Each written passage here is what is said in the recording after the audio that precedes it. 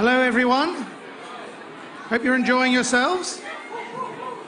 This is your 10-minute warning. The awards will start in 10 minutes, so if you want to get anything from the bar or take a comfort break, now is your opportunity. 10 minutes.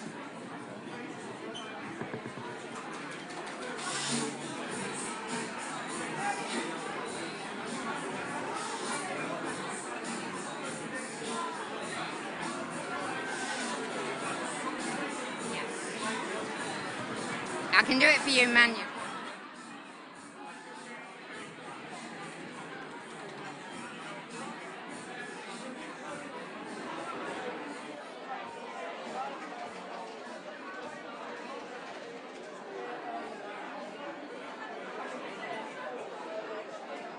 The other guy.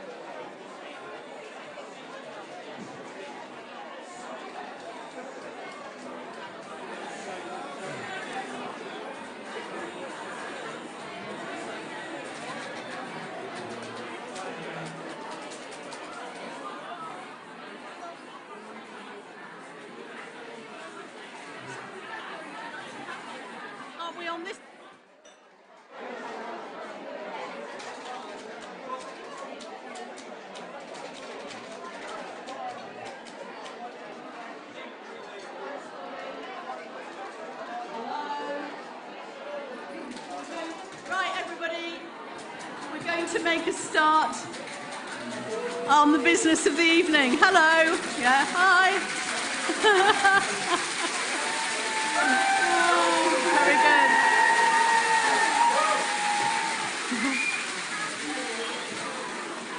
good. Yes, this is the exciting part of the evening. So, just to say again, welcome to all of you, and thanks for coming. This is a lovely venue that we've got here, and it's great to have the opportunity to honour our staff, and thank you all for everything that you do. It's been a long time coming because of COVID, so it's really great to have this opportunity to be together. And as well as our shortlisted candidates, we're delighted to see representatives from our partners, sponsors, the Council of Governors and non-executive directors of the board. But welcome to everybody in the room. I hope you have a really good evening. Just to run through the form, we're going to be reading out the names of every shortlisted candidate in each category, and we're just going to ask the winner to join us on stage, because otherwise we get traffic jams and it all slows up a little bit. To sponsors of the awards, please do join us on stage for the presentation of your sponsored award categories if you would like to. But if you prefer to remain seated, that's also fine. Yesterday, we announced that we were going to be COVID secure and we weren't going to shake hands. But I have to tell you that the very first person that came on stage, Mark embraced warmly. So, I know. So bring on the control of infection team, I say. Yeah, I know you're over that. Okay. So to shortlisted candidates, you can pick up your certificates from the desk where you signed in after the ceremony, or if you don't want to pick them up or you'll forget, we will send them to you in the internal post. How exciting is that? We've got a photographer here with us this evening, my colleague over there. But if you would prefer not to have your photograph taken, just let one of our team know. The team are wearing the lanyards and will wave to you. Just let them know and they'll make sure that you don't have your photo taken. Otherwise, we're assuming that you have all given informed consent. Okay, over to you, Mark. Thank you, Deborah. Well, as you all know, I am subbing for Deb Lee. You may not all know that she's here tonight, so Deb, please stand up.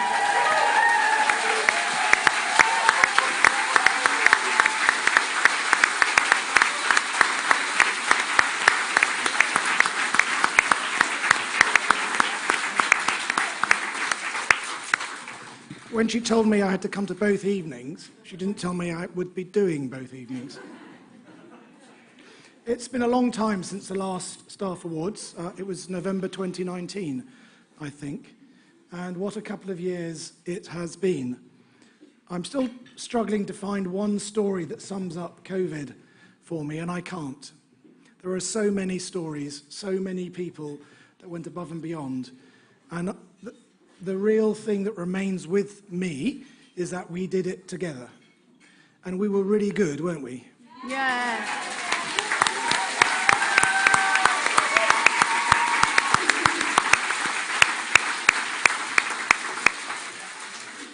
Perhaps as a result, there have been a record number of nominations, and it's been very hard to judge. There's also been a record number of patients who've taken part in the process this year as well. I'm supposed to say we won't be shaking hands, but we'll just see what happens, shall we? And I hope you all enjoy the rest of the evening. Since this is the second ceremony this year, we're going to just let you know who won the awards that were announced yesterday. So congratulations to Catherine Griffin and the bereavement team.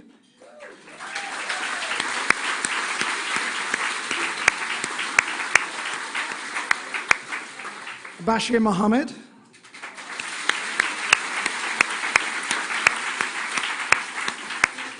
Joel Bonner.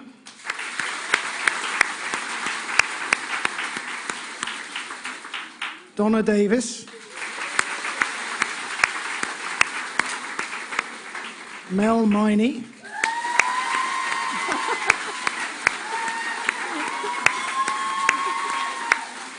Henry Steer.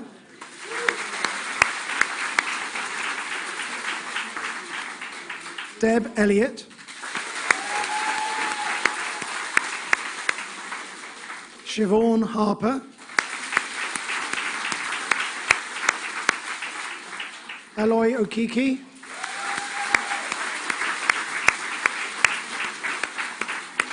Laura Ferguson.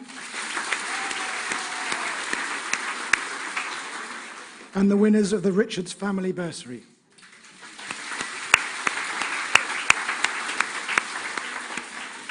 And before we go on to tonight's awards, we'd like to show you the short film we showed last night for our Patient's Choice Award, which speaks volumes about the power of compassion and kindness in healthcare.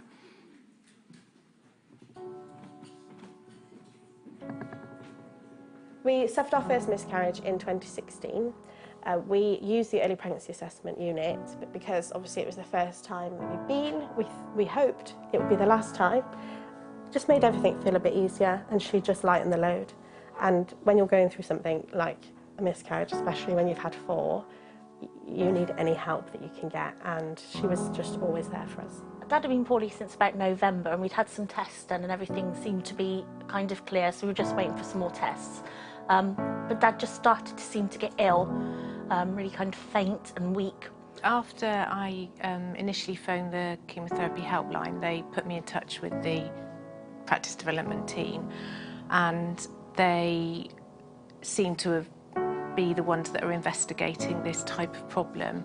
I've been coming for treatment or sort of procedures for the last sort of 3 years here. They are really kind, caring, considerate.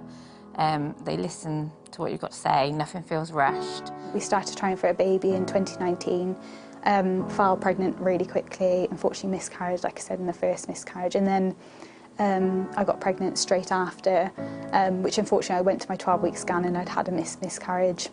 So I went to the hospital, and she was the first member of staff that I actually met on the unit, which I'm forever grateful for. Everyone on the GPA unit was amazing.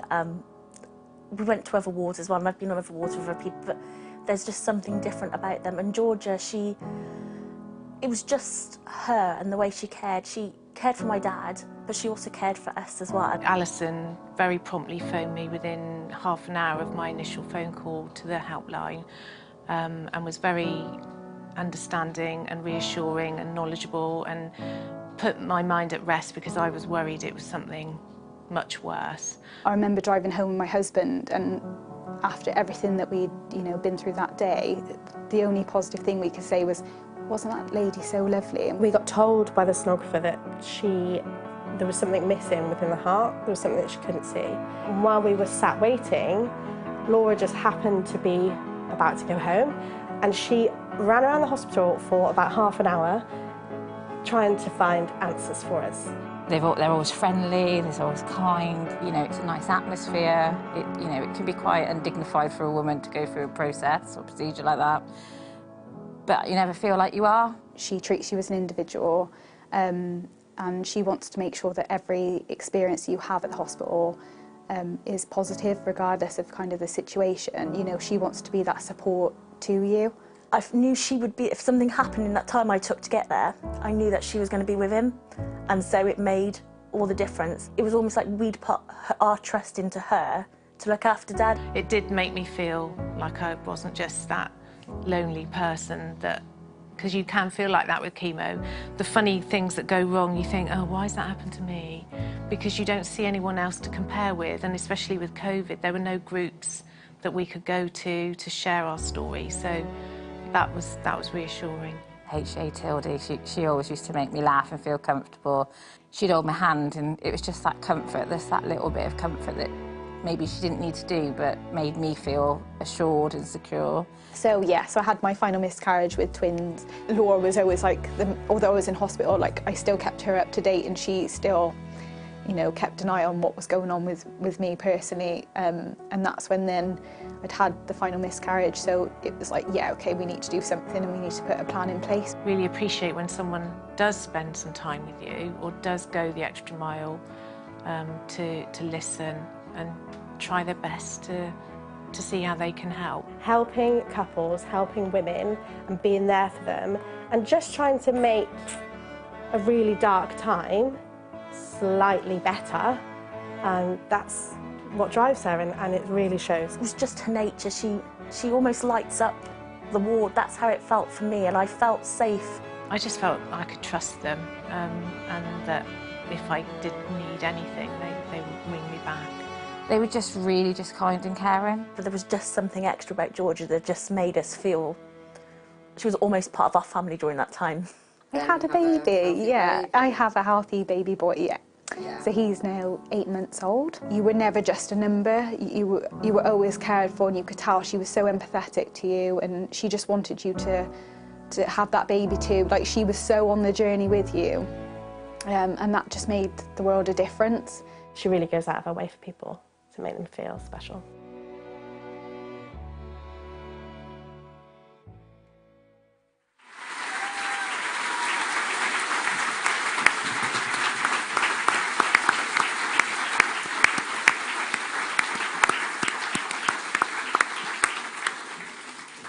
I think you'll all agree that was a wonderful film, so thank you to the colleagues who made it, but also a great tribute to those colleagues of ours. And I'm sure that everybody in this room offers that kind of wonderful, compassionate, thoughtful, committed care. So thank you to everybody. Now, we're going to go on to the awards, and the first of our awards this evening is the Exceptional Contribution to Research. As a research active trust, we acknowledge the commitment and achievement of individuals or teams who've shown success in research. We pride ourselves on contributing to the development of new treatments and surgical techniques that help improve the care of our patients. And if an ID medical representative would like to join us on stage, please do. Come and join us. Thank you.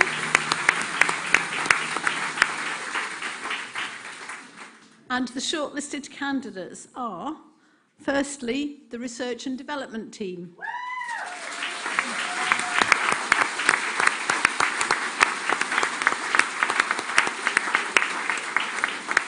The Research and Development team across the Trust includes admin staff, research nurses and coordinators, research support officers and data officers. The team have continued working throughout the pandemic, including face-to-face appointments with participants involved in ongoing research. They have opened and managed new studies including COVID-related research and vaccine studies over the past 2 years within a very short time frame. And the next nominees are the Cancer Clinical Trials teams.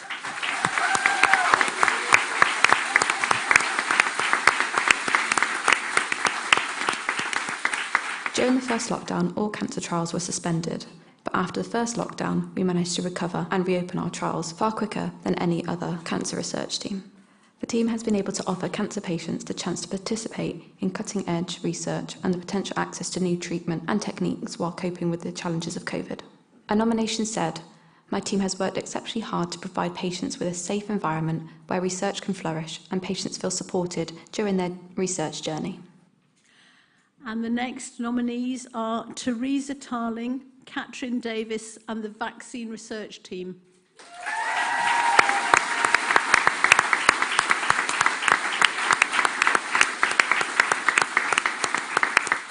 Teresa, Catherine and the Vaccine Research Team have more than risen to the challenge of the COVID-19 pandemic, facilitating several COVID vaccine studies, including testing the effectiveness of the Janssen vaccine, investigating the safety of having a COVID booster and flu dose at the same time, and investigating the advantages of the new booster vaccination. And the award goes to Teresa Tarling, Catherine Davis, and the vaccine research team.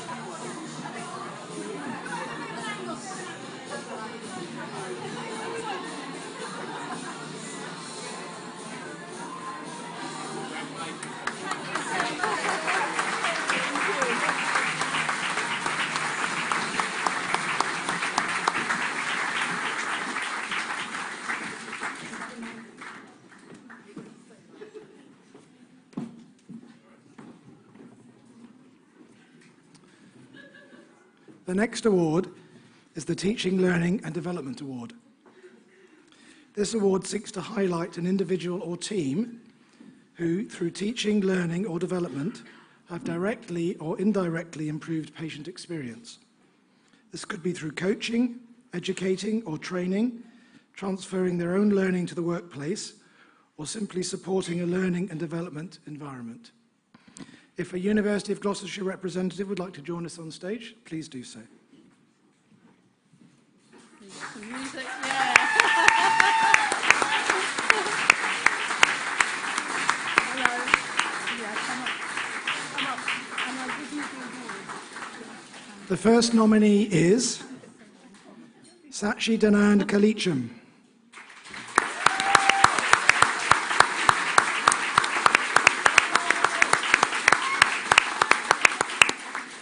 Newly qualified nursing staff talk positively about Sashdanan's support and teaching. He's not only invested his own development, but also enjoys teaching and helping student nurses to progress. Sashdanan was described as an enthusiastic teacher with great communication skills, who offers continuous and honest constructive feedback to his students, as he generally wants them to learn and improve. He gets another applause.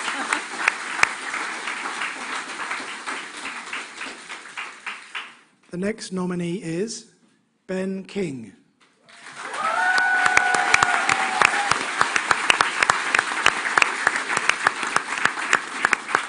As a lead for resuscitation services, ACRT and clinical simulation, Ben is retiring after nearly 40 years continuous NHS service, and his retirement will rob us of his expertise, excellent interpersonal skills and excellence in clinical teaching. Known nationally as an expert in resuscitation training, Ben has guided immeasurable numbers of MD trainees through resuscitation courses of all levels.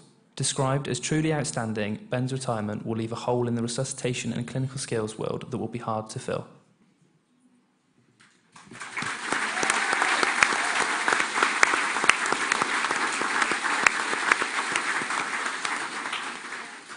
The next nominee is Sue Ferrance.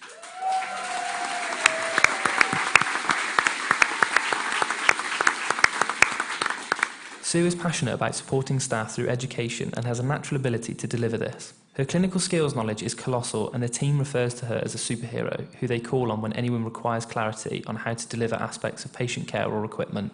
Another aspect of her role is training parents, where she has a manner that makes parents feel comfortable during basic life support training in what can be a very difficult time.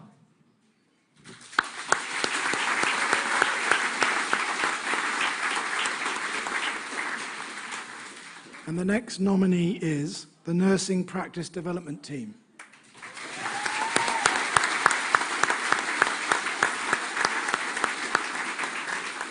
The Nursing Practice and Development Team have been supporting, coaching and facilitating learning on all wards for anyone who identifies a learning need. They've made an enormous impact in retaining our nursing staff over one of the hardest periods of people's careers. They are an inspiring team, and many people have learned and flourished with their development as facilitated by the excellent Nursing Practice Development Team.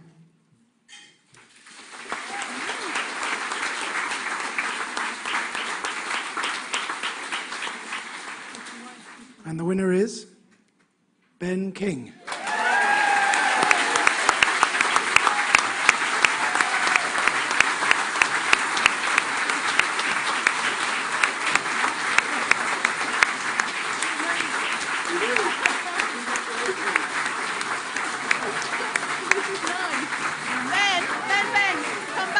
Ben, come back. You've got to have your photo taken.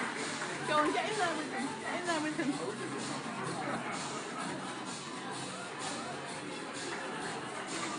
Very good.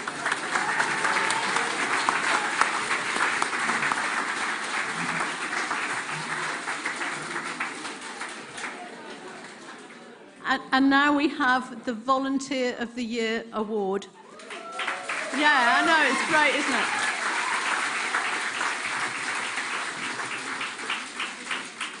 We're so fortunate as a trust to have an extraordinary body of volunteers. This award is given to an individual or team who has made an outstanding contribution to our services. And the nominees are, firstly, Carol Hicks.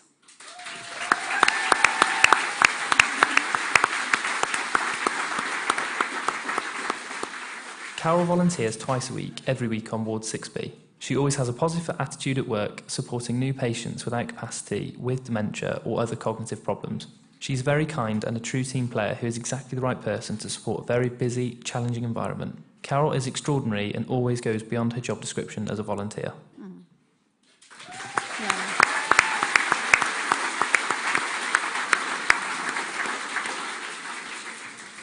And we have Helen Harris.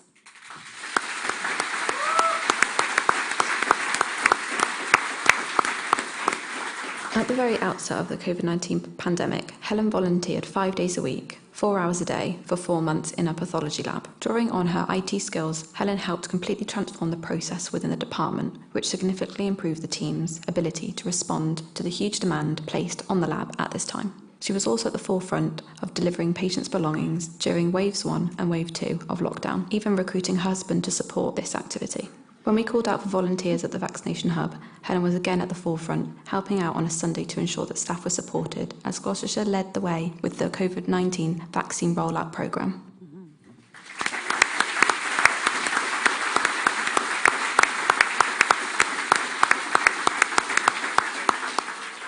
And our next nominee is Dulcie Harrington.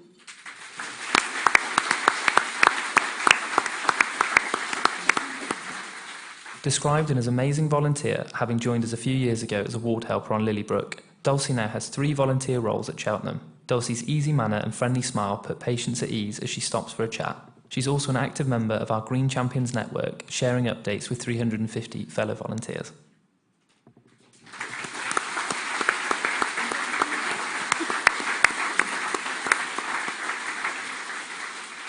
And our final nominee is Mark Panting.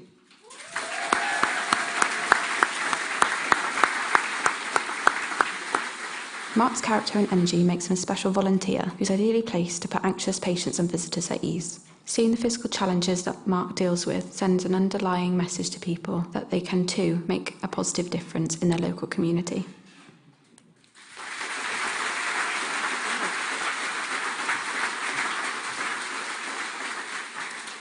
And the award goes to Carol Hicks.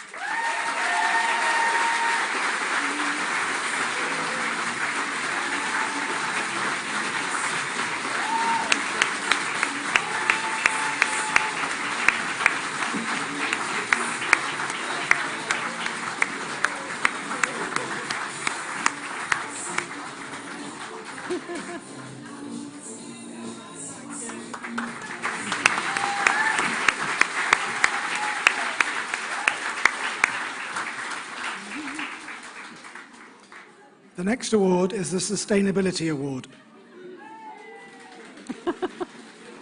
We can all do our bit to ensure that the organisation becomes more sustainable, and as part of this, the awards and printed materials this evening are all sustainably sourced or use recycled materials. This award intends to recognise a colleague whose substantive role is not sustainability related, but has shown extraordinary commitment to sustainability issues in their work at the Trust. The first nominee is Kizzy Shipton.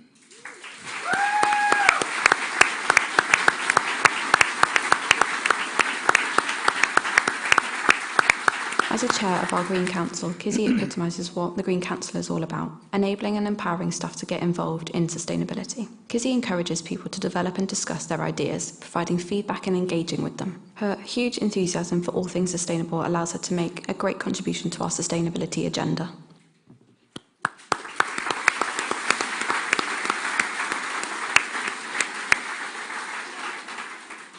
The next nominee is Natasha Parry.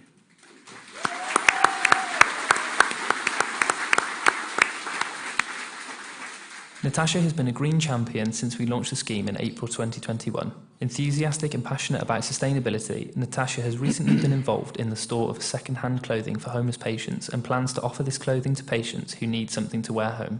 As a valued member of our bank staff, all Natasha's sustainability work is done in her own time.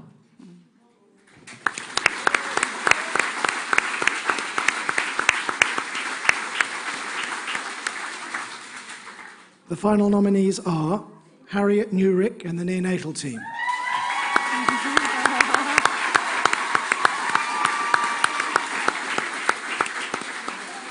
Hattie has been working with parents to encourage the use of reusable nappies. She proactively developed a policy and a parent information leaflet that explains the benefits of reusable nappies to our planet at the same time as addressing their concerns.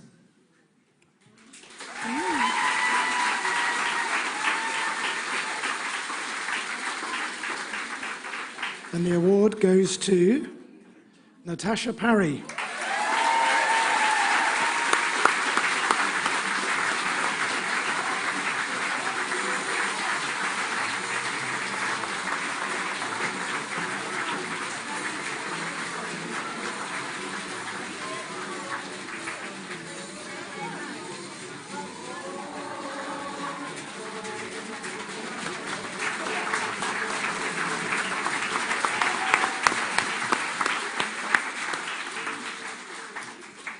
This award is the Apprentice of the Year award.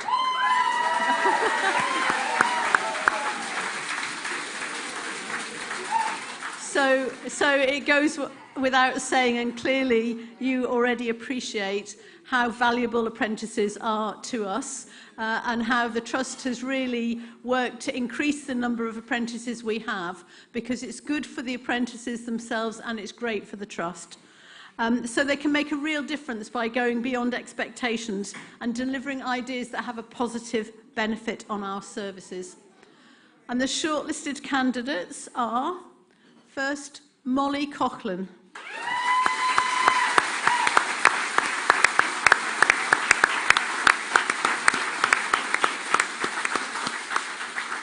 Young and very bright, Molly brings joy to the whole department and every patient she meets. She is incredibly enthusiastic about her role in cardiology and is always eager to learn more. Despite starting her first job during the COVID pandemic, Molly relishes her role and puts patients at ease with her friendly and helpful manner. She is an invaluable member of the cardiac physiology team, and her team believes that she deserves recognition for the wonderful person that she is.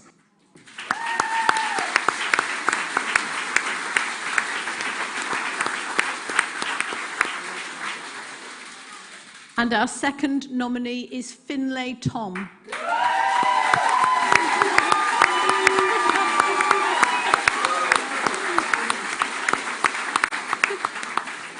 Finn is always happy and cheerful in his work and goes beyond his role. He is a much valued team member, an asset to any team, and an excellent apprentice for the Trust. One nomination said, "Nothing is too much trouble. I always know I can rely on Finn." Oh, fantastic.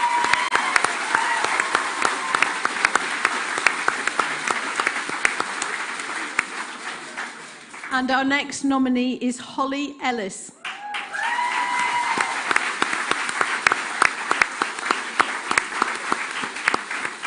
Holly has been thrown in at the deep end with the emergency department at Cheltenham. Having come into healthcare straight from school, her communication skills make her popular with patients, and she's a great listener who takes time to fulfil their needs. Holly has shown she can stay calm during stressful situations such as cardiac arrests and work hard to complete all of her assignments while working full-time.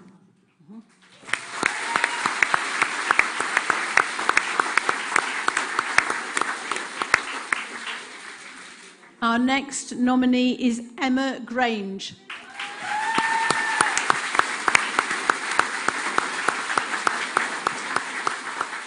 Emma has stepped up, taking on a dedicated fibroscan clinic while working towards her nursing degree in the endoscopy unit and being a mum. She manages patients with empathy and compassion, often squeezing in extra cases if required. Emma also audits and presents her outcomes on a regular basis, highlighting areas for improvement and gaps in the system.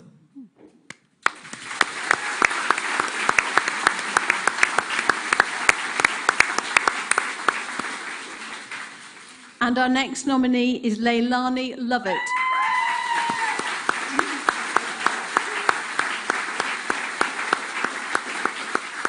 Since Leilani began her apprenticeship, she has been dedicated, hard-working and an amazing team member.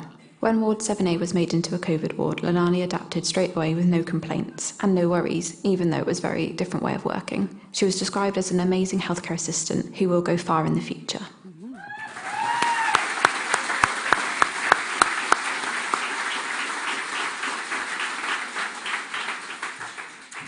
And the award goes to Molly Coughlin.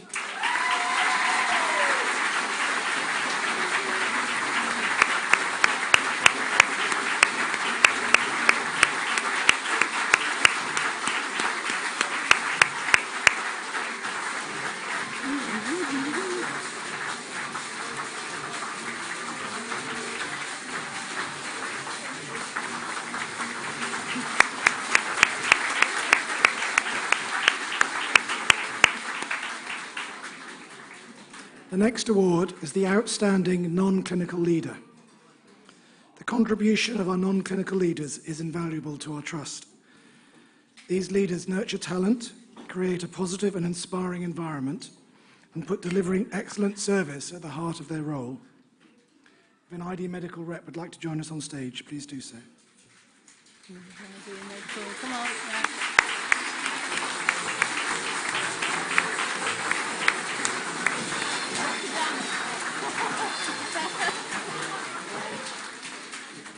And the first nominee is Sam Taylor.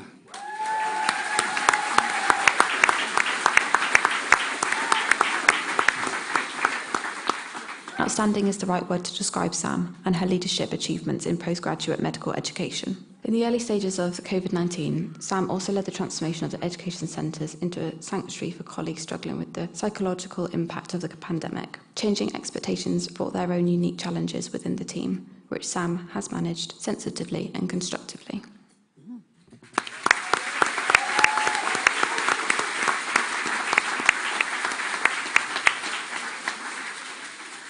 And the next nominee is Sarah Brown.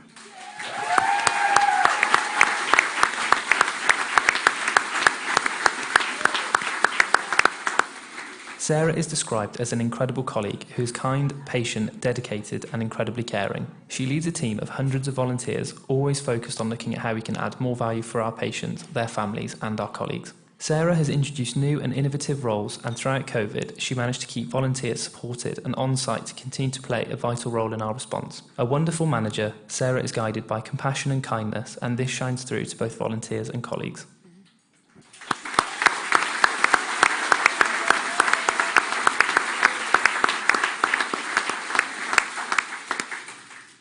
And the next nominee is Kate Gill.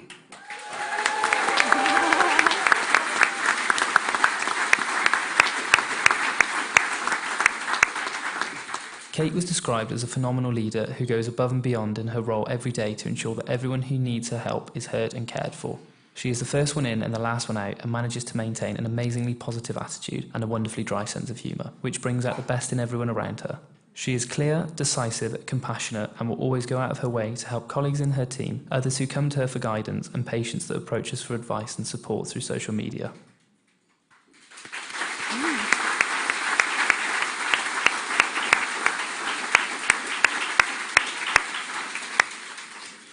And the winner is Sarah Brown.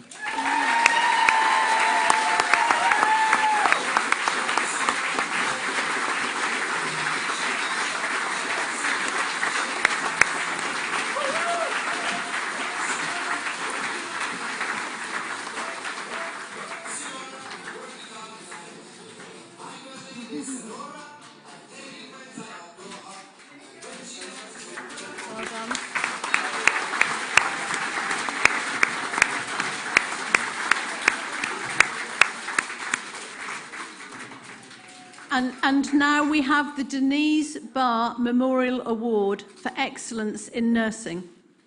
This award recognises truly excellent nursing practice. Denise Barr worked for the Trust for almost 20 years as a senior nurse in specialist palliative care. She constantly sought to improve patient experience, either by delivering compassionate care herself or through the education of others who worked alongside her. And the shortlisted candidates are, first, Ian Ingledew.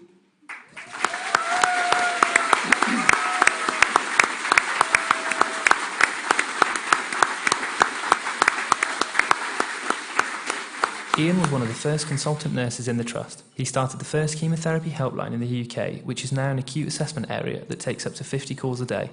Ian is an amazing source of knowledge and support for all staff, but it is his passion for excellent patient care that motivates him and shines through every day.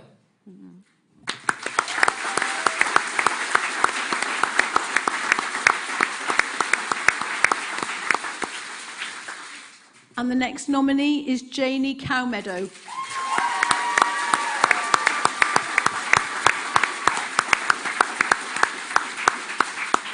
Janie's dedication and enthusiasm for her job and her patients is infectious, and her nomination describes her as a pure joy and a true inspiration to work with. The nomination went on to describe how Janie not only ensures that she covers her patients' immediate medical needs, but also does her utmost to meet their social, holistic and educational needs as an individual.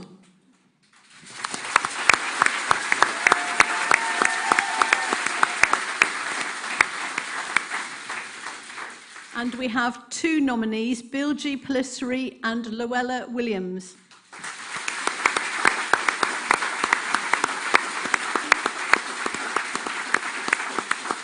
These nursing surgical assistants have played a vital role in establishing and running the robotic urological service.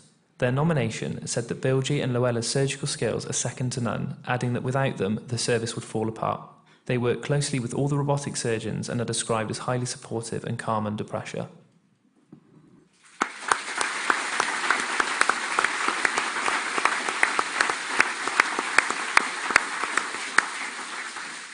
And the next nominee is Kate Menny.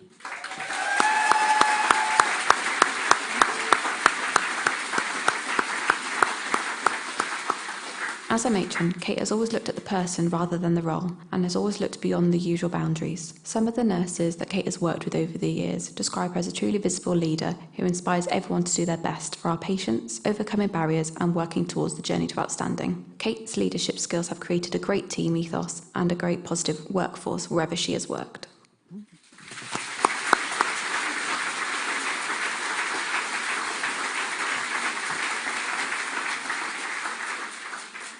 And the award goes to Kate Menny.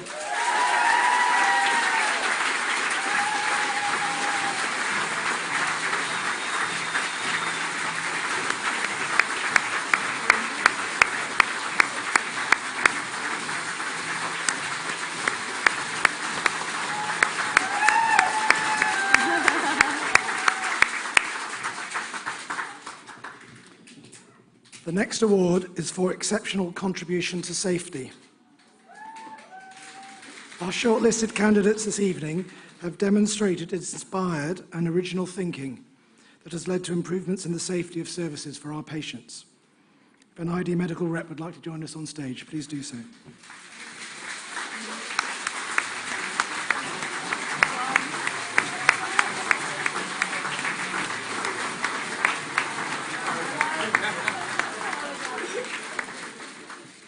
The first nominees are Kate Horton and the neonatal team.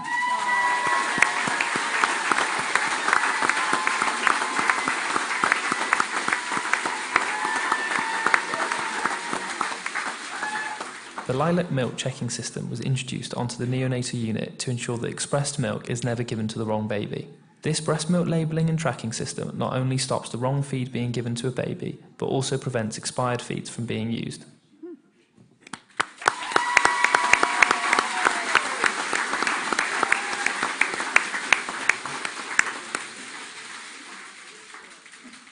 The next nominee is Heather Pierce.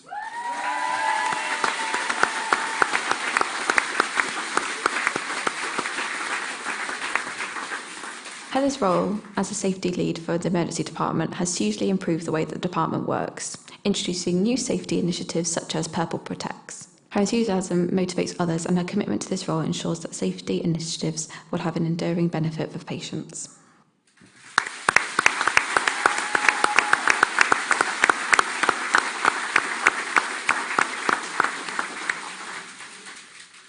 The next nominee is Carl Moss.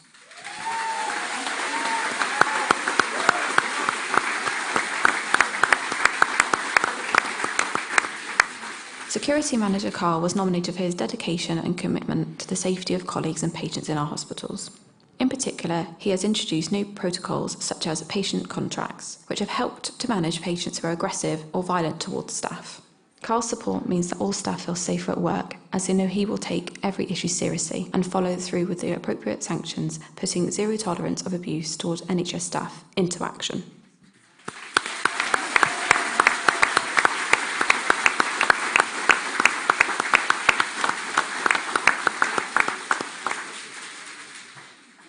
And the final nominees are the Digital and EPR team.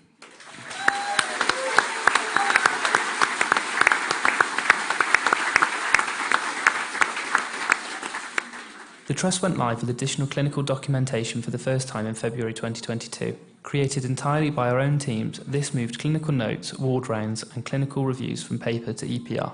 More than 100 clinicians were involved in development and testing, while the 4-week programme for optimisation after go live allowed clinical teams to make rapid improvements based on their day-to-day use of the new system. Clinical colleagues have described its numerous safety benefits, as well as considerable improvement in the accuracy of diagnosis now logged on EPR.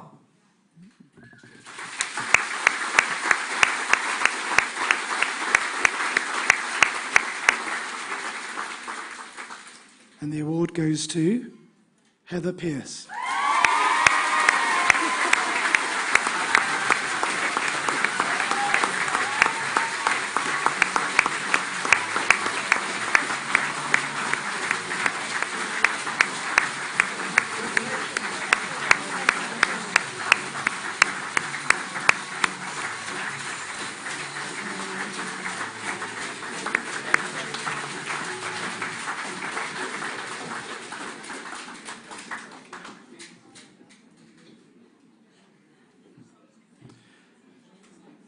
So now we're going to have some awards around the Gloucestershire Safety, Quality and Improvement Academy. If Andrew Seaton would like to join us on stage, please. Come on, Andrew, where are you?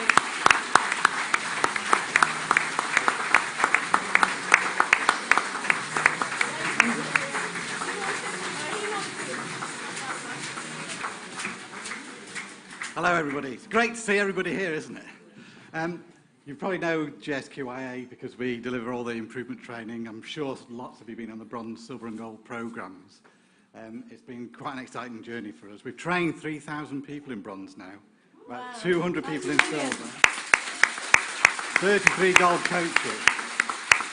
But I think what we most like to do at GSQIA is actually develop, push the boundaries out. And in the last year or so, we've developed our human factors approach. Vicky Collins, of course, with Philippa Rush, have developed that, and we're rolling those programmes out now. You can join us. People are really enjoying the programme. One really proud moment, though, was just happened, actually, because Vicky designed the Patient Safety Associate programme. And we had two people on our first programme to test it out, good quality improvement. And, of course, Heather Pearce was one of those people on that programme. So that's what we want to do, inspire people.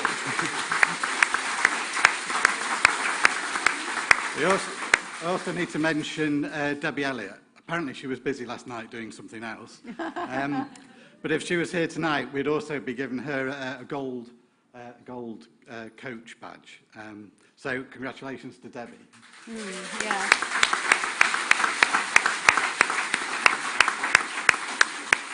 And Debbie, of course, was the other person on the Patient Safety Associate programme, so it was a double bonus for us. So probably asked Heather to join us on stage. Where is Heather?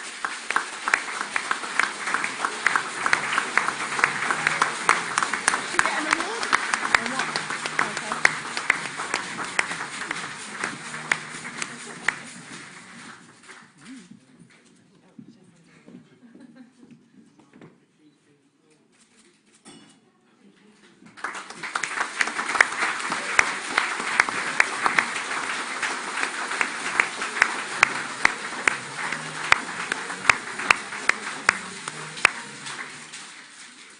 I don't know if any of you have noticed, but Mark is beginning to lose his voice. So I think we need to give him a round of applause to keep him going.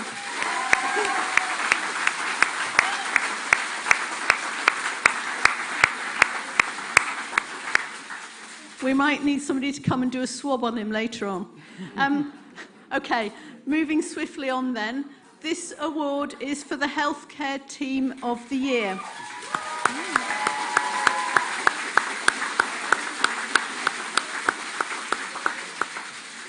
And this category recognises outstanding teams who've demonstrated consistently high-quality clinical care. Nominated by colleagues, these shortlisted teams have proved that they're determined to deliver excellent care and the best experience for patients. And if a representative from Robert Hall would like to join us up on stage, please do.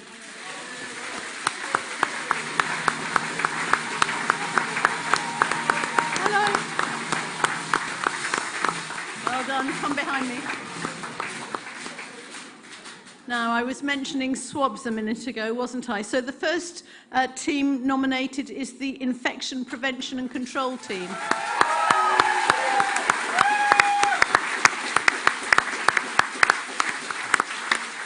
The skills and the expertise of the Infection Prevention Control team have been pivotal in the guiding of the Trust's safety through the COVID-19 pandemic. The last 2 years have been an extraordinary time for the NHS, and the Infection Prevention Control team has risen to every challenge through their incredible leadership and commitment. A compassionate and caring team, their depth of knowledge is backed up by great understanding of operational pressures and excellent interpersonal skills.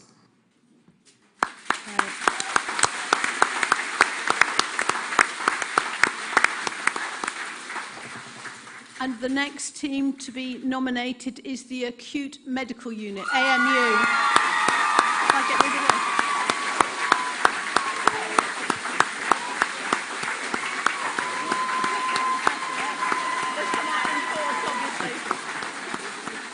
this. The AMU team have worked so hard to maintain high standards of care for patients and staff despite multiple pressures over the last 2 years. Flexible and adaptable, they have supported teams in ED, SDEC and escalation areas to ensure the safer staffing of all areas with no complaints.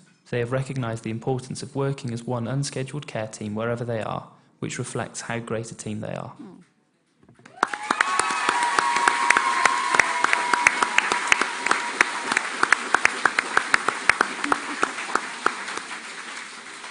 And the next team are microbiology.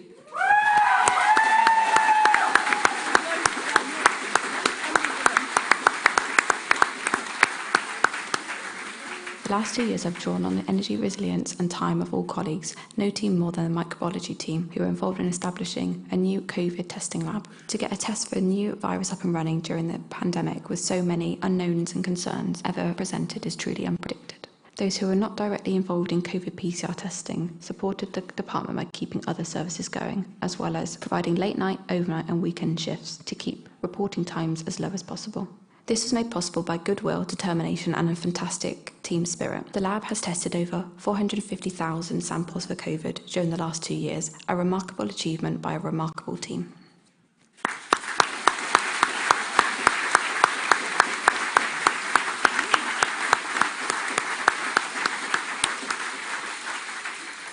And the award goes to the Infection Prevention and Control team.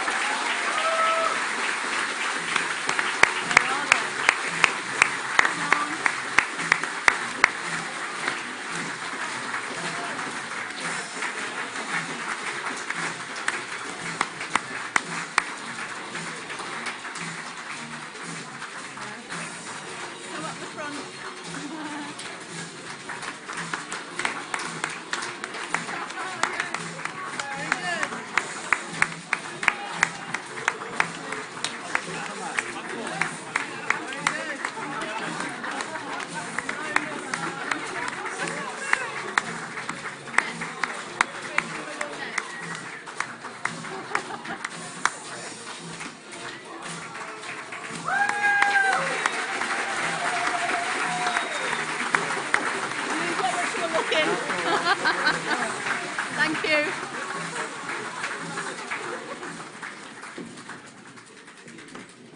Not so COVID secure then if you win an award?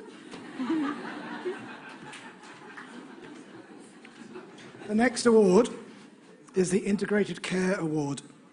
This new award recognises someone who works for our trust but has made an outstanding contribution to the One Gloucestershire priorities and partnership working. Could Colin Greaves please join us to present the award on behalf of Gloucestershire ICS?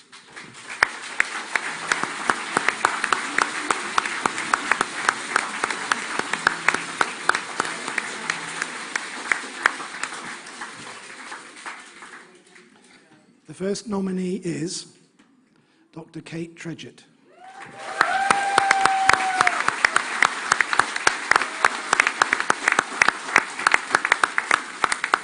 Since Kate took up the role as chair of the End of Life Care Clinical Programme Group, she has worked with all partners to continue to highlight the importance of ensuring people get the support they need at the end of their life. Passionate about reflecting the views of patient representatives, Kate is committed to work with all ICS partners to raise profile and the importance of delivering good end-of-life care. We would like to thank her for her continued dedication to a complex and often emotive field.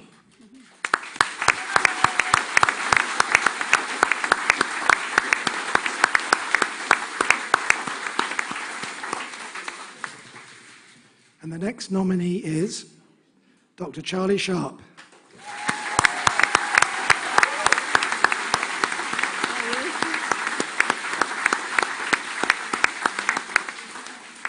Charlie has integrated care and the whole patient experience at the heart of everything he does. He has been a true system leader in transforming and developing new services in response to the pandemic and beyond, regardless of where the service is being delivered from, showing true partnership working with community colleagues and primary care. He is passionate about improving population health and has worked across a number of areas to identify areas of improvement, using his knowledge to ensure that Gloucestershire is recognised as a leading system for improving and integrating care. Nothing is too much for him, and he is greatly respected by all the partners he works with. More importantly, he shows respect and kindness to everyone he works with too.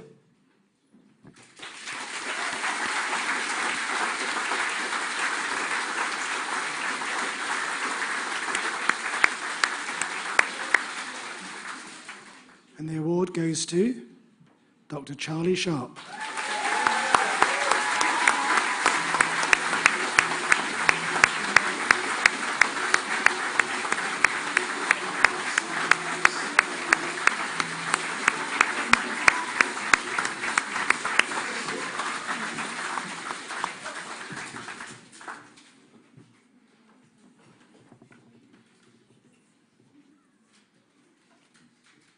The next award, which Deborah is supposed to announce, is the Lifetime Achievement Award.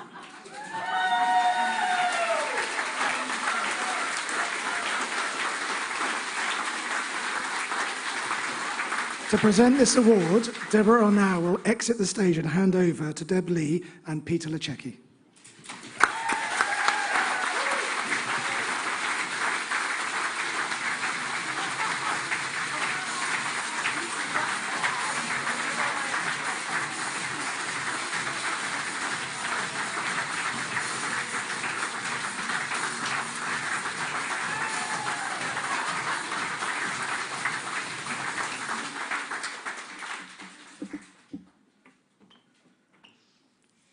At each staff awards, our board of directors and wider leadership team take to acknowledge somebody that has made a significant contribution to the trust, our patients and the wider community.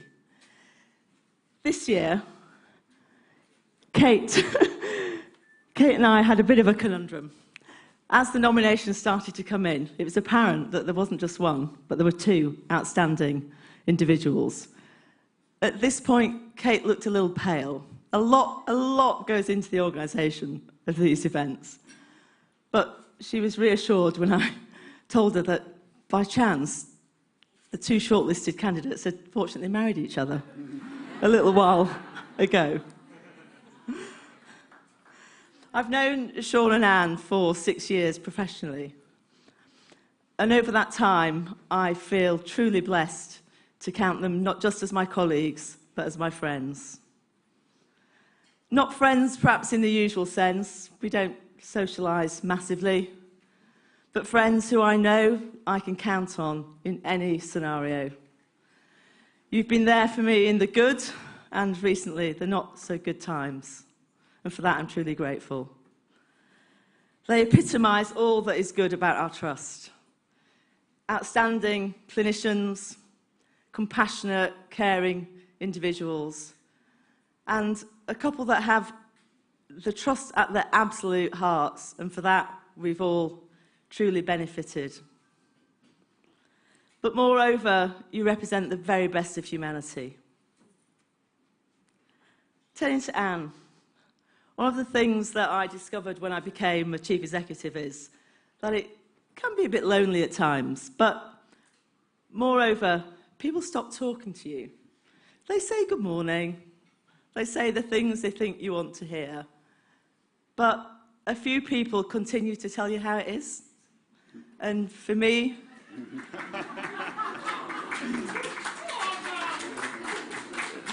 Anne, over the years, you've been the voice who's continued to tell me how it is.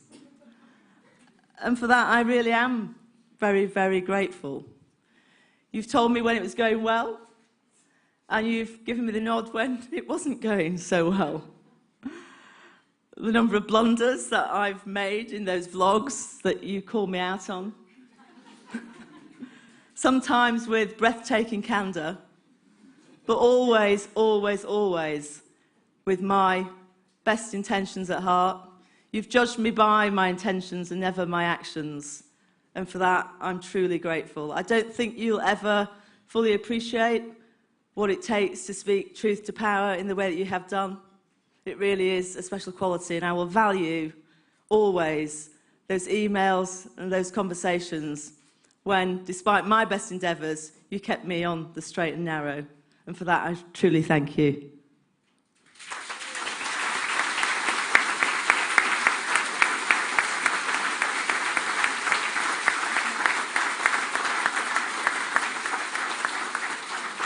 And to Sean, where to begin? When I first became a chief executive 6 years ago, as you'd expect, I chose my first trust very carefully, very wisely. I chose a trust in leafy Middle England with no apparent problems. But it became apparent within those first few weeks that all was not as it seems. To Sean's credit, as a board director, he felt those failings incredibly keenly. He felt incredibly culpable. And in fact, I remember a conversation, Sean, when you said to me, if you want me to go, just say, because I will.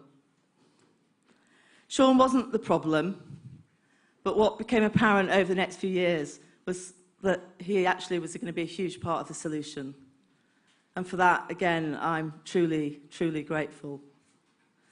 The times when I sought you out for wise counsel, to rant, because nobody else would stand still long enough to allow me to finish my rant, and the fact that you took to carrying tissues with you whenever I was in your orbit. Needless to say, without you by my side in those first few years, I wouldn't be here tonight. And again, for that, I'm deeply, deeply grateful. Thank you.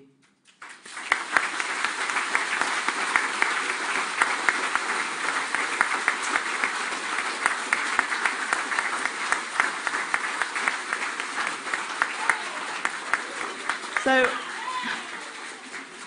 I'd like you to join me in raising your glasses to Sean and Anne.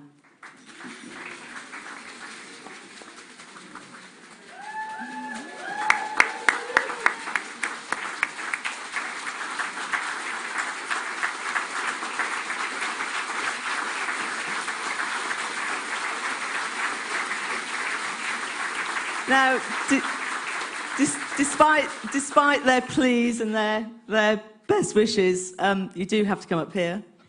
And more than that, you also have to say a few words. So, Sean and Anne, join us on the stage.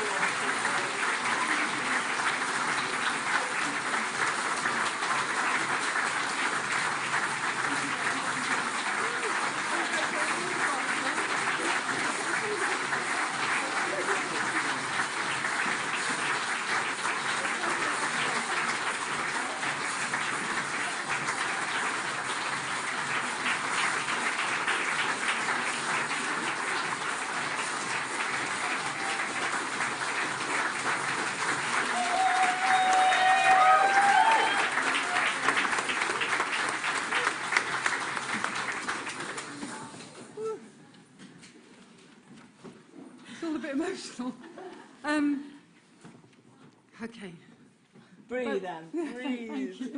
As my band sixes say to me, breathe, Annie, breathe. I'm going to say a few words, then Sean's going to say a few words.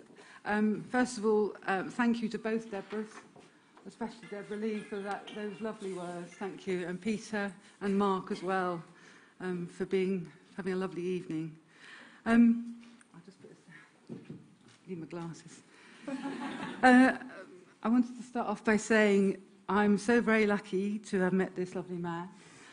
I still think so anyway.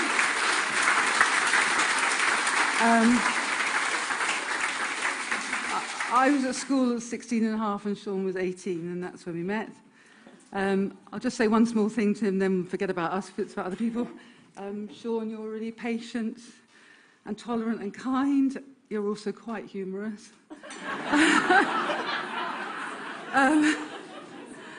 The thing I like about you, although it's a bit tiring sometimes, is you always are looking ahead, embracing new things to benefit other people. Thank you for sharing your life with me.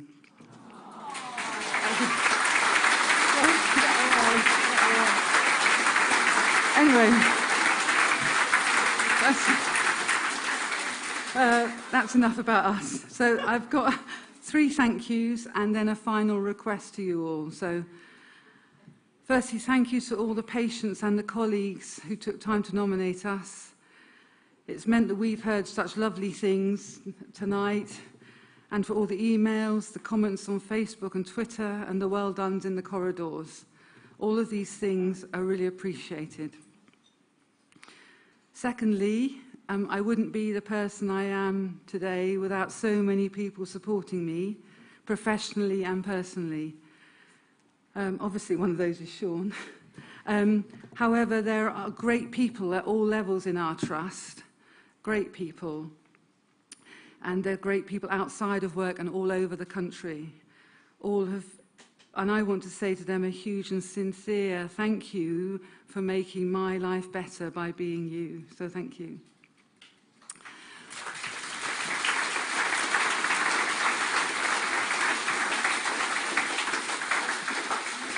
My third thank you is, so when we heard we were receiving this award as a couple, it's obviously really very, very special. And to us, it also acknowledges that there are lots of other couples and partners and carers who work in this trust. And we feel this award is for them too, juggling everything that you do.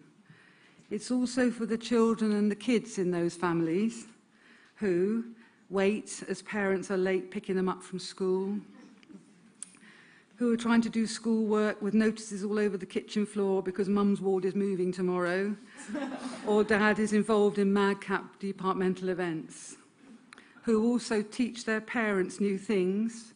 For me, back in the day, it was to copy, cut and paste into a Word document. This award is also for you.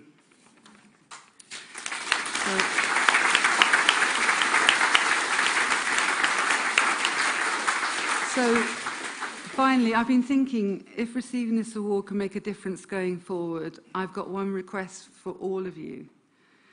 Please notice what people are doing well in their everyday life, at work especially. Even if it's something you witness in a corridor, or hearing someone speak when you're with a patient or colleague while you're walking back to the sluice with a commode. Please take a moment to stop and tell them. Please be sincere. Let them know what they are good at, or the benefit of something they've done to make the difference. You could say, "You're so good at. I really like the way you." Please thank them. People tell me when we do this, they feel valued, they want to do more, and they want to belong. So if we could all do this twice a day, these small pops of energy will ripple through the organisation, and a culture will form. So please notice and please say you can make a real difference. Thank you.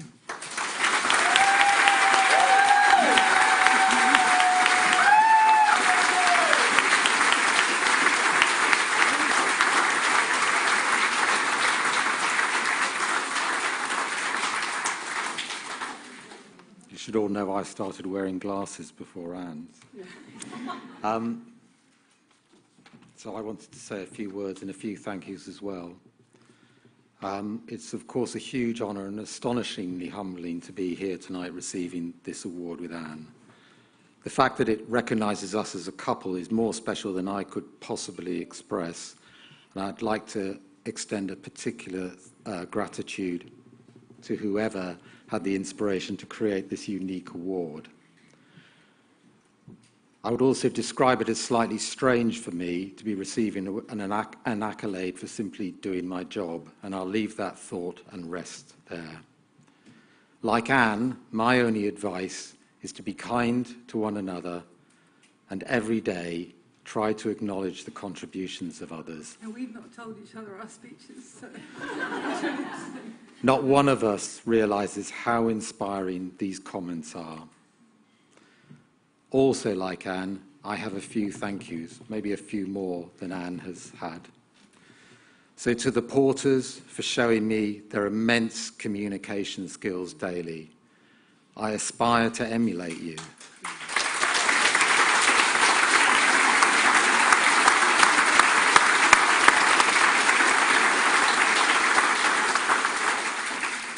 To the nurses, because you have so often held my hand to consider the right thing to do for patients. To ward clerks. We might be here for quite a long time. To ward clerks, since great ward clerks equal great wards. Yeah.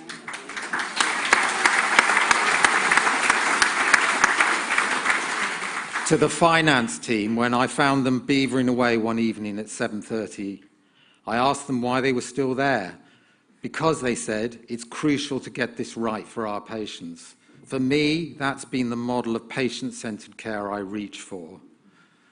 To healthcare assistants, one of whom, for example, I witnessed spending an hour and a half on her knees in front of a patient with severe memory loss, reassuring her, do we need a definition of compassion? I see it in front of me every day, but acknowledge it too infrequently. To the IT team for showing me that logical thought can enable a different approach to care. To our health psychologists for teaching me to listen to the silence. For human resources for helping me realise that we need look no further than excellent staff-centred care if we want to achieve stellar patient-centred care. To the AHP colleagues, as they illustrate the opportunity for rethinking patient care in a way that I could not even have imagined when I started as a houseman in 1982. To pharmacy, whose knowledge allows them to prevent errors more than anyone else in the trust, but whose ability to point this out to us prescribers without making us feel bad is bordering on the miraculous. To executive and non-executive colleagues who, without question, have the toughest role in the trust, but whose positivity, dedication, and commitment is genuinely astonishing. To the quality improvement team, because they have repeatedly shown me that good enough is not good enough. To doctors, as you challenge me to strive harder every day to seek cure for illness. To managers at all levels with a heartfelt apology for any occasion when I or anyone else have said or thought it would be all right if we just got rid of the managers. I know that where we see great management, we witness great care. To the lab staff, who without exception show extraordinary commitment to doing the right thing for patients, despite unbelievable expectations from clinical staff and patients alike. To admin teams, who have repeatedly shown that if you can organise me, and God only knows how hard that can be, I'm at least 100% more efficient. To switchboard, who noiselessly protect us all in a way that is a wonder to behold. Dr. Ellion's very busy. Can we put you through to his secretary? to the cleaners demonstrating hard work and antisocial hours and what that really looks like. Seen one last Friday on his hands and knees, scraping the 2-metre separation signs off the floor with a spoon, because that was the only tool he had, at 6:30 in the morning, embodied this commitment. To estates for showing me the value of humour and for doing the job that I really want to do in my next life. To the postgrad team who role model positivity and just make the world a better place. To the clinical scientists for asking me on my first day as a doctor, why do you need these urea and electrolytes? And continuing to make me think throughout my career, how will I use this information? To colleagues in oncology, and particularly the senior management team over the years, without exception and often at huge and immense personal sacrifice, I wonder at their razor-like focus on getting it right for those we serve. To the Hospitals Trust for affording me the most fantastic career anyone could possibly dream of. To families and carers as the conduit for asking the questions and expecting the answers. To patients who energise me endlessly, you give me infinitely more than I have ever given you.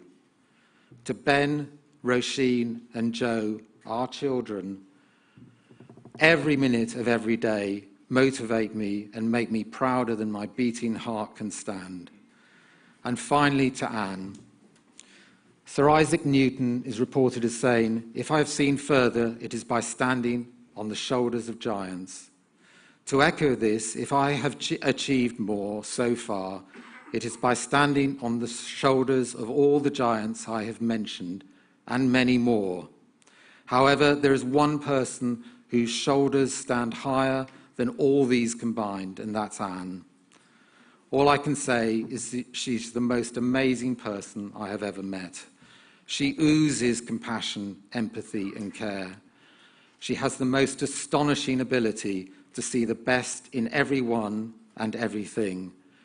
And as Deborah has pointed out, she has an unerring ability and courage in calling it out if it's wrong. And that applies to me as well as everybody else.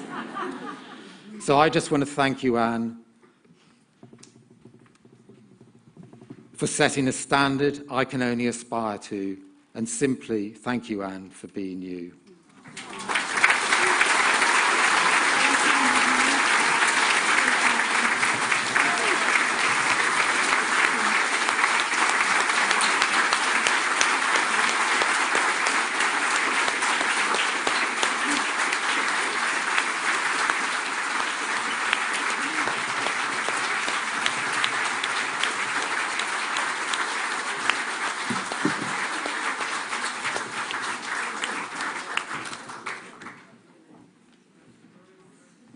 Well, follow that. Follow that. Follow that.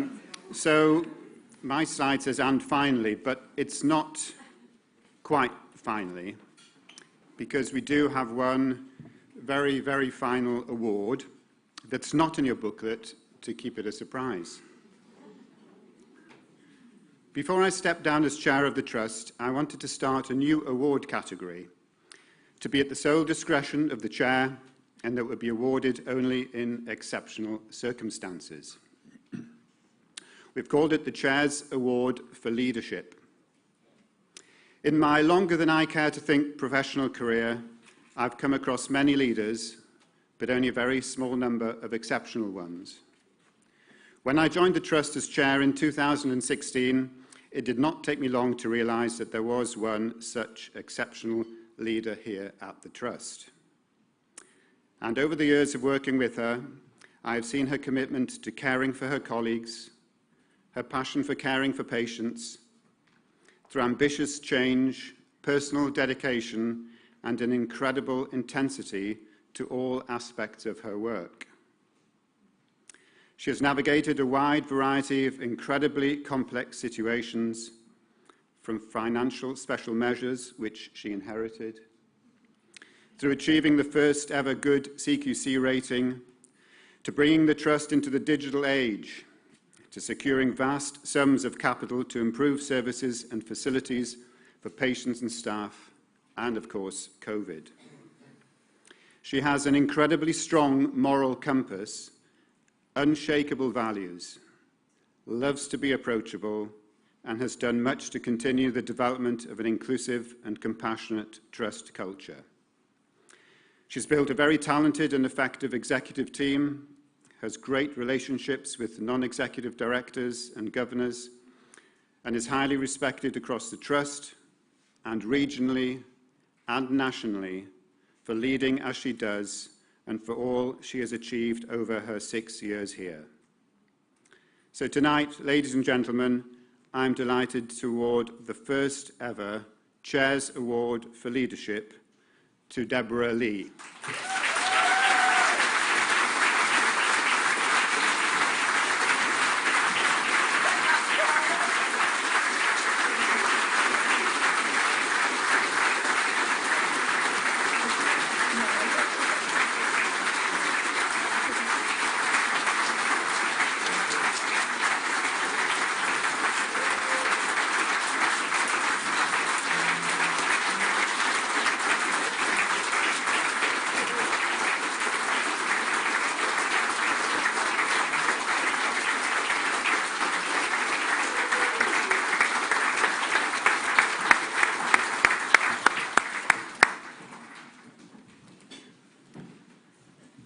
And finally, that brings us to the end of our awards for tonight. Thank you all for coming. I do hope you enjoyed it. It's been wonderful to hear all your stories. Thanks again to all our sponsors and supporters who have made this evening possible. Don't forget that runners-up can collect their certificates from the room next door. Photographer Anna is available for those who wish to have their photos taken, so please do approach her. And thank you to the team who have made the last 2 nights such an immense success.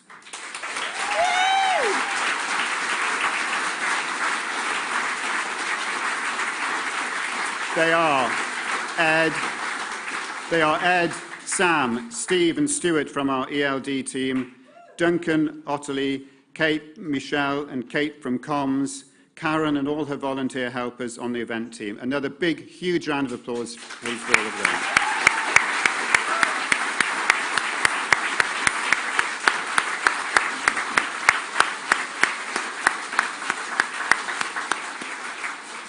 So that is really the end of a fantastic evening. Thank you very much, everybody. Enjoy the rest of the evening, and good night.